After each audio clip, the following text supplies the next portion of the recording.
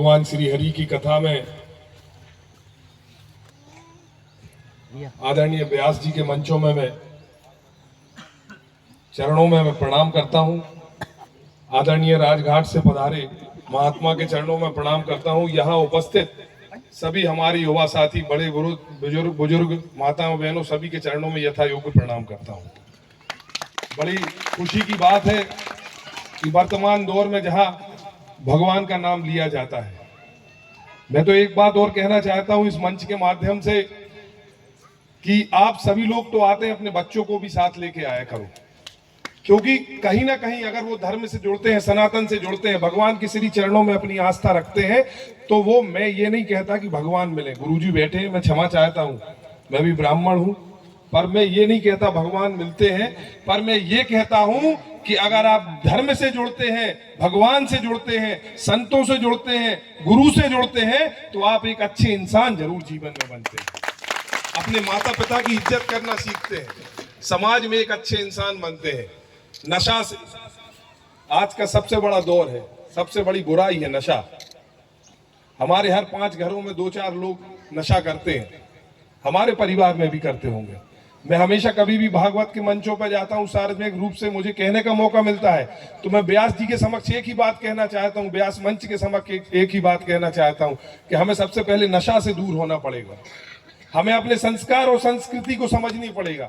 अकेला इन 7, 8, 3 दिवसीय या 8 दिवसीय, 10 दिवसीय भगवान का नाम लेने से हमारा जीवन पार नहीं होगा। हमें वो चीजें अपने अंदर, इन 7 दिनों की चीजें अपने अंदर आत्मसात करनी पड़ेगी। अगर व्यास जी बैठे हैं तो मैं साक्षात समझता हूं भगवान का रूप बैठे हैं, क्योंकि ये सबके बस की बात नहीं होती, माध्यम कोई ना कोई होता है हमें रास्ता दिखाने का।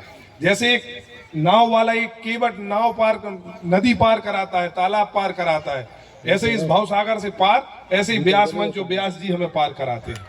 तो मेरा आप सभी से निवेदन है कि आप सभी जब भी ऐसे आयोजनों में आए, बच्चे ना चाहे यहाँ खेलते रहें, कूदते रहें, मस्ती करते रहें, ऊधम करते रहें, तो आप उनको मना ना करें। ये जैसे बच्चियां खेल रही हैं, तो कहीं ना कहीं इनके मन में, इनके दिमाग में भगवान का नाम तो जा रहा है, कीर्तन तो जा रहा है। तो निश्चित रूप से इन बच्चों को जीवन में, क्योंकि जीवन एक बहुत कठिन रहस्य है जिसको जीना, उसका एक मूल मंत्र मिलता है भगवान के नाम से।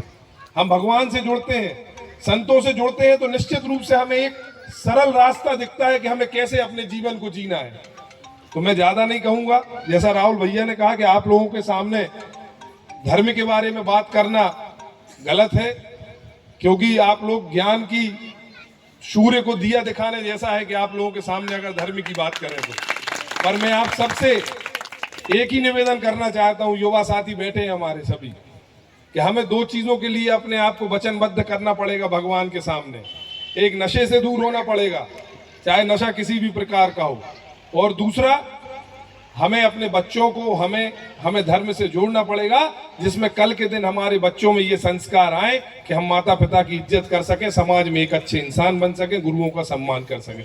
धन्यवाद, ज्यादा नहीं कहूंगा।